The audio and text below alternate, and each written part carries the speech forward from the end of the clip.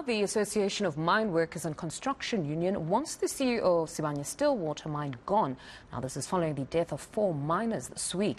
Let's speak now to the head of the Organisational Development at Amcu.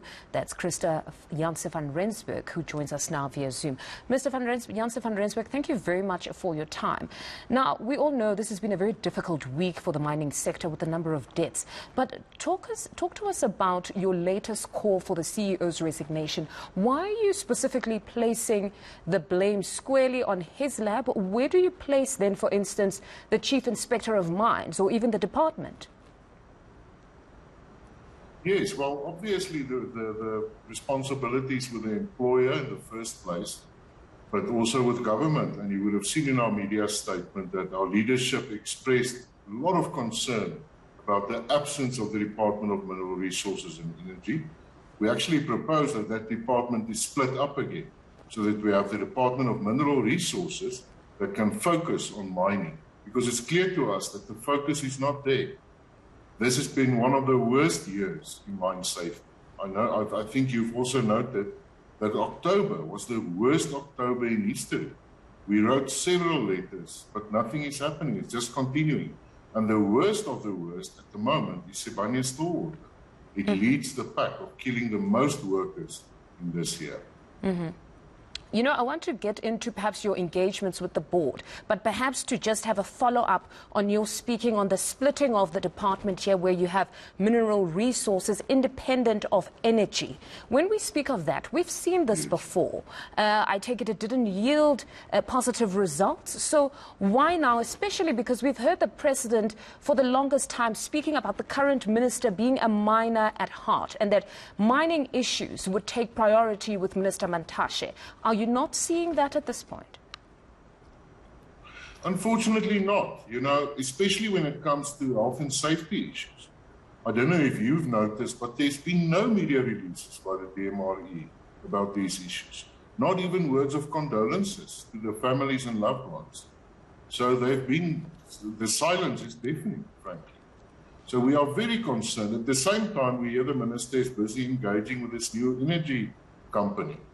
So there's a lot of time and money spent in energy, which obviously is also a big priority for Amcu. It's also one of our sectors. But we believe mining is being neglected. And energy, which goes hand in hand with mining, because he's really been advocating for the preservation of coal mines. But nevertheless, it is an argument or conversation for another day. But you reveal in your statement that it's been difficult to also engage Sibanye's board.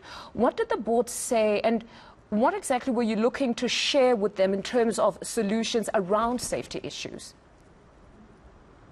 The main point, I don't know if you saw our letter, we quoted part of our letter in the media statement, but I think we had a very sober argument. And the argument was simply this, that if mines make lots of profit, like Sibanye does, they need to invest that profit in safety infrastructure. And if they don't, then there will be problems like we see now.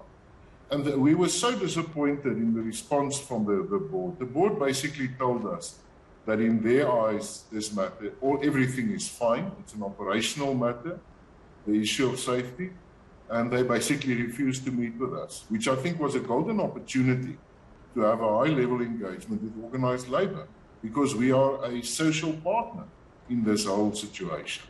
So for them to disregard us completely I think it's unwise. And then on the trackless mobility machinery, I know you've raised concerns around that particular issue. Can you just expand on that matter? That's a wonderful example.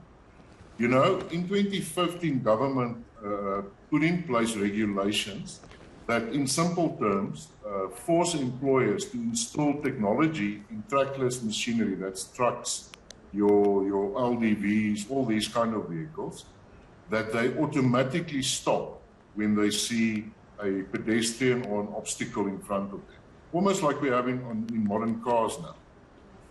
And you won't believe many of these mines then applied for exemption because they didn't want to invest that money. And we wrote to Mr. Msiza, the Chief Inspector, to ask him, How many mines have asked for exemption, and can you please tell us why? Because it's compromising the lives of our members and the workers in general. And he basically told us that he's not aware of any exemptions. Now, I'm telling you, on Monday, when we go to this mine in the Free State where the latest fatalities took place, one of the first things we will check is whether those systems were installed and whether Beatrix, the operation of Sibanye-Stillwater, indeed did ask for exemption. And if they did, it means that these deaths would have been avoidable completely.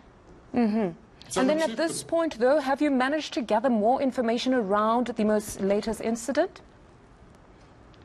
Yeah, we're getting lots of anecdotal information, the shocking information. One of the things we've heard, it's not confirmed, but I would like to share it with you and the viewers, is that apparently this truck that was driven, the driver refused to drive it because the brakes were faulty.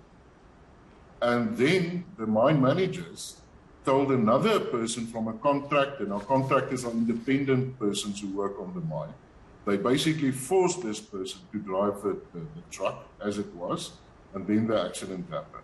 And if that's true, I mean, I think even us as laypersons can agree that then the liability will lie with the mine completely. No, it's honestly very disturbing what you're telling us. But beyond this just being a call for the CEO to step down, what are you hoping to achieve? Because I take it he won't be stepping down or heeding that call. I'm telling you, you would have probably seen the tone of our last two media statements. We are without words.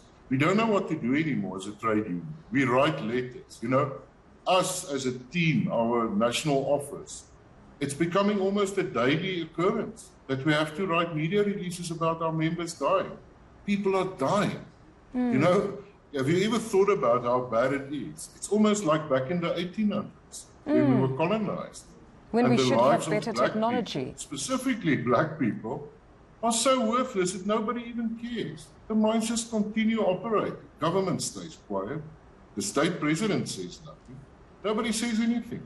So frankly, we are trying our last ditch now, and that is to say, Mr. Vroneman, if he wants to do the honorable thing, must resign immediately, because he's failing to ensure a safe workplace when he can tell us and he can show us, and it's a matter of public record, that he gets millions in bonuses every year, that he pays out dividends to his investors, that they are growing like nothing on earth. They are investing overseas. They're buying mines in Brazil, in Europe, in the USA. So, you know, it's not as if they don't have money. They have money, but the lives of specifically black mine workers are not worth enough to invest in. And that, I must tell you, I become frankly emotional when I talk. No, I can hear your tone. Is there a possibility of downing of tools within the sector? You know, there are various ways. The one you might know is Section 23 of the Mine Health and Safety Act, where you can refuse to enter a dangerous workplace. That is one avenue. We've discussed it with our legal teams. The other is Section 77, in terms of the Labour Relations Act, where you can have a protest march. All of those are methods available to us, but they take time. And the same with these investigations. We're still busy with one investigation, then the next person dies. End of the year, people are tired. You know, it's a very difficult situation. And that's why we've gone so far to call on Mr. Neil Vroneman to resign immediately.